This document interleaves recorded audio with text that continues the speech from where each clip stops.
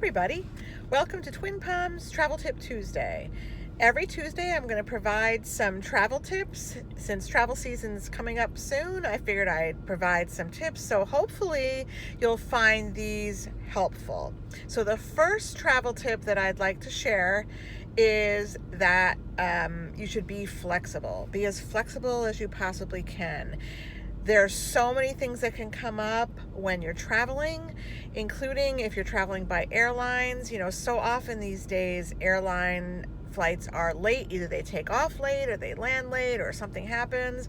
And so you have to kind of be prepared for that. And that especially comes into play if you're making a connection.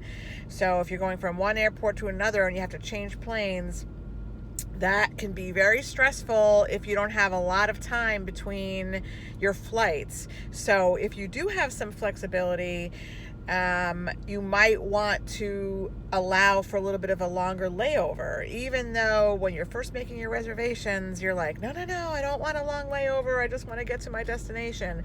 If you have a little bit of a longer layover, sometimes it can provide you with a little bit of a stress-free experience, because you're not feeling like, oh my gosh, I have to run from one terminal to the next.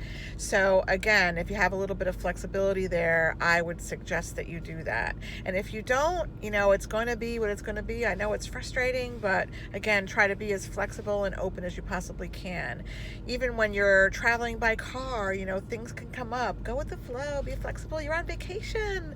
You're supposed to be having a fun time. So do your best to be open to whatever circumstances come along, and enjoy the ride. This is your vacation. Have a good one. So again, my biggest piece of advice for any trip that you are doing, whether it's traveling by car or traveling by plane or going on a cruise or whatever you're going to be doing, be flexible. Okay, guys, well, thank you so much for listening, and have a great day, and we'll see you next Tuesday.